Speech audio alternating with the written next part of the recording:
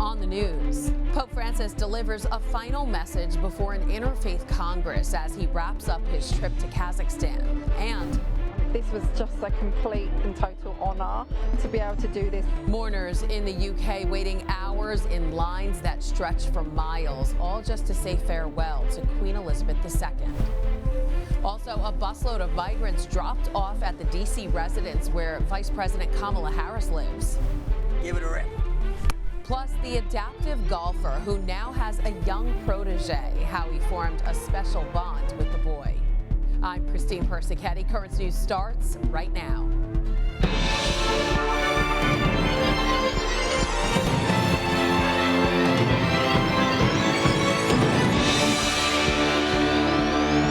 Blessings from the Pope for Kazakhstan's small Catholic community as the Holy Father's trip to the country comes to a close. Pope Francis is back in Rome after his three-day visit to the Central Asian nation, where he took part in an Interfaith Congress. But the Holy Father also took time to meet with Kazakhstan's Catholic minority. Pope Francis met with applause on his final day in Kazakhstan. He visited Our Lady of Perpetual Help Cathedral for a touching meeting with the small Kazakh Catholic community. He was greeted outside by a group of local musicians. Once inside the cathedral, the Pope blessed a special icon, Our Lady of the Grand Step, depicting Mary as a native Kazakh. Catholics credit her for saving their lives after being deported from the Soviet Union and fearing starvation. The Holy Father told the faithful it's good to remember their past and that the Christian faith is alive. Il compito peculiare della Chiesa in questo paese non essere un gruppo che si trascina nelle cose di sempre o si chiude nel suo guscio perché si sente piccolo, ma una comunità aperta al futuro di Dio. The Pope's final stop in Kazakhstan was back at the Congress of Leaders of World and Traditional Religions. We call upon world leaders to abandon all aggressive and destructive rhetoric, which leads to destabilization of the world, where a final declaration condemned the use of religion to justify violence. Then Pope Francis condemned the fact that religious practice cannot be lived out freely in all parts of the world. Quante persone invece ancora oggi sono perseguitate e discriminate per la loro fede. Abbiamo chiesto con forza ai governi e alle organizzazioni internazionali competenti di assistere i gruppi religiosi e le comunità etniche che hanno subito violazioni dei loro diritti umani e delle loro libertà fondamentali. This was a relatively short trip for the 85-year-old Pope, but he's still not slowing down. On the papal plane, the pontiff mentioned that he plans to visit Bahrain next month. Senior correspondent for Crux, Elise Allen, has been traveling with the Pope. She'll join us Friday on Currents News to wrap up the trip and tell us what Francis said on the flight home. That's tomorrow on Currents News. Today marks the start of National Hispanic Heritage Month. The celebration starts on September 15th because it's the anniversary of independence for a number of Latin American countries, including Costa Rica, El Salvador, Guatemala, Honduras, and Nicaragua. During the 30-day period, there's also several Independence Day anniversaries of other countries, such as Mexico and Chile. The observation started as Hispanic Heritage Week in 1968 by President Lyndon Johnson and was expanded by President Ronald Reagan in 1988. The tablet is also honoring National Hispanic Heritage Month by taking a look at patron saints endeared by the Hispanic community who have ties to the Diocese of Brooklyn. These include St. Dominic, whose name was given to both the Dominican Republic and its capital city, Santo Domingo. Our Lady of Guadalupe, a Marian apparition who is venerated as the patroness of Mexico and all the Americas. And St. Martin de Porres, a Dominican brother from Lima, Peru, who helped the needy and ministered to African slaves. Be sure to pick up a copy of the paper at your local church to read more. You can also get future editions sent to your mailbox by subscribing on thetablet.org. The Diocese of Brooklyn has honored the patron saint of slaves. The Mass at the Co-Cathedral of St. Joseph was held last Friday on the feast day of St. Peter Claver, a Jesuit missionary who some experts estimate baptized some 300,000 slaves during his 40-year ministry. The liturgy also honored the 101st anniversary of the founding of St. Peter Claver Church in Bedford-Stuyvesant. The parish is credited as the first African-American church in the Diocese of Brooklyn. In his homily, Bishop Robert Brennan talked about how important it is for all of us to recognize the human dignity of all people. I look into the eyes of any brother or sister of mine and see the image and likeness of God. Can I see Christ? Racism, violence, these are pro-life issues. It gets to the heart of human dignity. The Mass was organized by the Diocese of Brooklyn's Vicariate for Black Catholic Concerns. The Knights and Ladies Auxiliary of St. Peter Claver, which promotes civic and social justice, were also in attendance. Today, New York City offered a final farewell to a fallen Port Authority police officer. Anthony Varvaro's funeral mass was held Thursday morning at Our Lady of Good Counsel Church on Staten Island, followed by interment at St. Peter's Cemetery. The 37-year-old Staten Island native was killed on Sunday in a wrong-way crash on the New Jersey Turnpike. He was on his way to work at the ceremony for the 9/11 attacks in Lower Manhattan. The New York City Council has approved a bill banning most guns, even legal ones, in Times Square and other public areas. It will likely be signed by the mayor in the coming days. The law officially sets the boundaries of the Times Square sensitive area. This all comes after the U.S. Supreme Court struck down the state's restrictive century-old gun laws. Also tonight, remembering Her Majesty.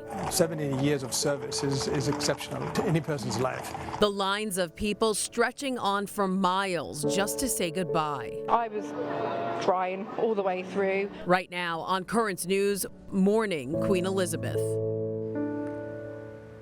The Queen is lying in state at Westminster Hall, and her coffin will remain there until her funeral on Monday. Isabel Rosales has the latest. Hundreds of thousands of people are anticipated to come to the capital city, and as we speak, more people are on the way to pay their final respects to the Queen. And to ease their journey, the train system here in the UK is running through the night and adding about 200 additional rides per day. Draped in a wreath of flowers, Queen Elizabeth II's coffin made its final journey to Westminster Hall Wednesday, where the late Queen will lie in state until her funeral on Monday. The funeral procession led by King Charles III and surrounded by military personnel. Behind the king, his siblings, Princess Anne, Prince Andrew, Prince Edward, and the king's two sons, Prince William and Prince Harry. A somber moment for this family and the entire United Kingdom. Crowds stretched for miles around London, some people sleeping on the streets overnight, just to ensure they could say a final farewell to a queen who served her people for more than 70 years. It's the one thing I really want to do, to come and pay my last respects. Among those paying their respects, dozens of world leaders. This has obviously been a shock to everybody. This is, going to be a memory that will stand with them and with us watching it forever. 70 years of service is exceptional to any person's life. A moment of grief for the UK, rippling across the globe. A sense of gratitude for the contribution that she had made in providing all that steadiness and sense of stillness in the middle of a very troubled and speedy world. And it is a strange dichotomy. Certainly there's a somberness, a sorrow of this crowd as they're queuing up to go see the Queen, but there's also a celebration of the magnificent life of Queen Elizabeth II, of her 70 years of service in line, people sharing stories, making friends, sharing wine as well as they inch ever closer to the Queen. In London, I'm Isabel Rosales reporting. The migrant crisis now stretching to the residence of the vice president in Washington, D.C. Two buses carrying migrants arrived Thursday at the U.S. Naval Observatory, where Kamala Harris lives. Volunteers in the area say they were surprised and not ready to receive them there, as the buses from Texas usually drop them off at Washington's Union Station. The volunteers say most of the travelers were from Venezuela and only had a few belongings and some documents. Florida Governor Ron DeSantis is taking a different approach. He sent 2 planes carrying migrants to Martha's Vineyard. DeSantis says Massachusetts, New York, and California will take better care of the migrants because they're sanctuary states. Currents News' Jessica Easthope has the latest. Our message to them is we are not a sanctuary state, and it's better to be able to go to a sanctuary jurisdiction. And yes, we will help facilitate that transport for you. Governor Ron DeSantis doubling down, reiterating Florida is not the place for migrants and criticizing President Biden. The President of the United States, who has refused to lift a finger to secure that border. This after DeSantis sent a group of migrants to Martha's Vineyard Wednesday. Martha's Vineyard Community Services had 50 people sort of literally walk up to their front door. For unsuspecting residents of Martha's Vineyard, that's when the calamity began. But for 50 men, women, and children flown there, none of whom spoke English, the trip began much earlier and much farther away. From what we found out by talking to the people, they're originally from Venezuela. They were flown here. There was no welcoming party, so the group wandered some 3.5 miles to Martha's Vineyard Community Services in Edgartown. Immigrants who were told that they would be greeted here with a place to stay and with jobs. We're trying to coordinate to help all of you. The group includes some elderly people and some children as well. They're using children as political pawns. But the island community has really rallied together. All the migrants tested negative for COVID and were given food, water, and shelter for the night. A harrowing journey made somewhat better by a community that stepped up in a moment of need. It's literally all hands on deck of the community. DeSantis' move follows in the footsteps of Republican governors Greg Abbott of Texas and Doug Ducey of Arizona. They have been sending migrants to Washington, D.C., New York, and Chicago. Jessica Easthope, Currents News. Venezuelan leaders in Florida reacting to DeSantis' words and actions, calling the move to Martha's Vineyard and the governor a disaster. We got reports that Governor DeSantis has chosen to honor the nickname that Spanish-speaking people here in Florida have given him by being a disaster, and sending 2 flights of immigrants, including Venezuelans, to places where they might not have support system, where they may not have family members who are desperate to hear from their loved ones. According to the leaders, DeSantis had previously promised that neither Cubans nor Venezuelans would be sent out of state. New York City Mayor Eric Adams toured a new intake and welcome center for migrants. This is our resource hallway. You see all the nonprofit providers involved, and I'll introduce you. Adams checked out the facility that's operating out of a Red Cross complex in Hell's Kitchen. The center helps migrants complete their immigration paperwork. There's also a job placement service, and children can be enrolled in schools. While the mayor says the city is near its breaking point, he adds that New York is doing whatever it can to support the migrants. So it doesn't matter if you came here on a Mayflower or on a bus at the Port Authority. You deserve the dignity and respect that this city continues to show. Mayor Adams blamed a potential violation of the city's right to shelter law on the buses of migrants being sent by Texas Governor Greg Abbott. Earlier this week, about 60 men were denied shelter, but Mayor Adams said they were provided beds the next day. There's a lot more news headed your way. A big relief on the rails, how a strike set to steamroll the economy was averted. Plus, a girls' softball team raffle that has some community members up in arms. And no collection basket needed here. The new way one Archdiocese is allowing parishioners to donate.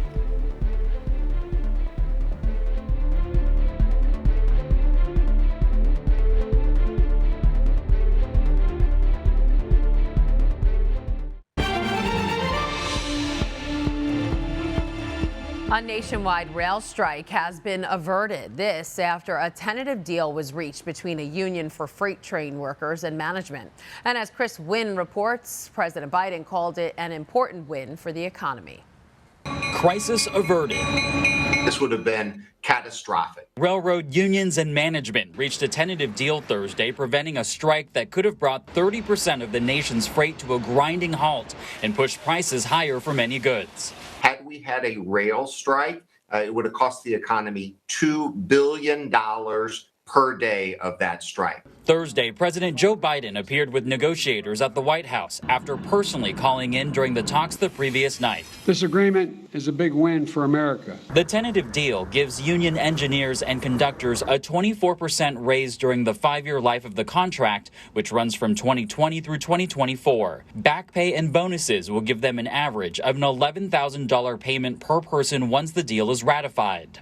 Union leadership releasing a joint statement saying in part, most importantly, for the first time ever, the agreement provides our members with the ability to take time away from work to attend to routine and preventive medical care, as well as exemptions from attendance policies for hospitalizations and surgical procedures. Sources within the unions gave the president credit for helping to get the deal completed without a strike. They'll be able to continue to operate effectively as a vital piece of our economy.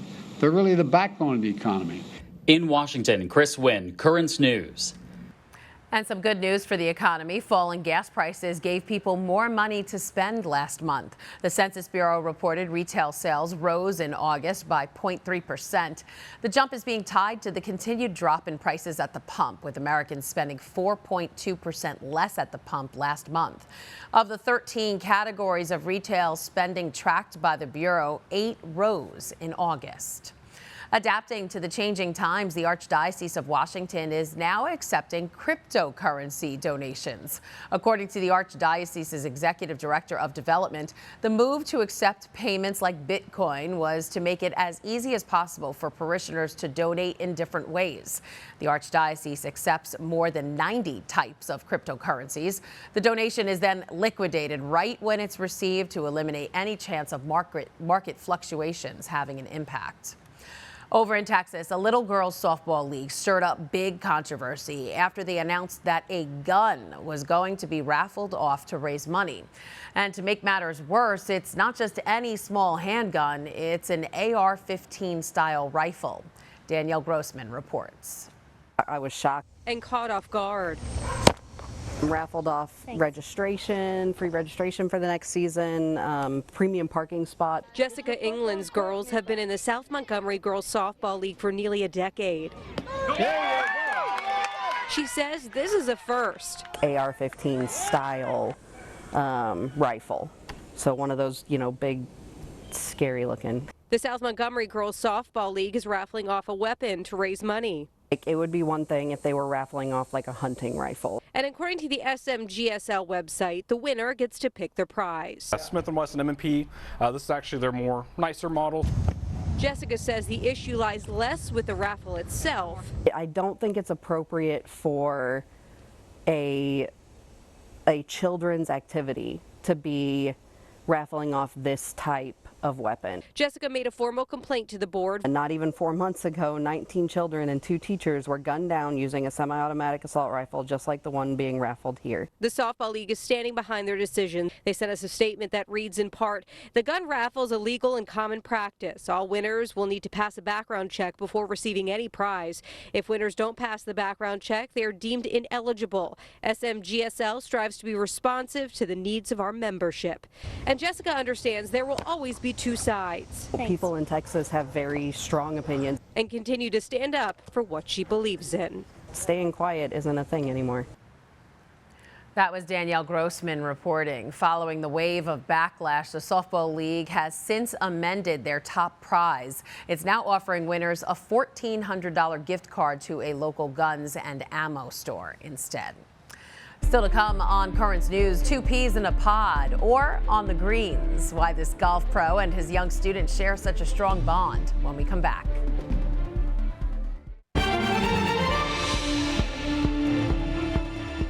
An Indiana couple breathing a sigh of relief tonight after they welcomed their newest gift of life on the side of the road.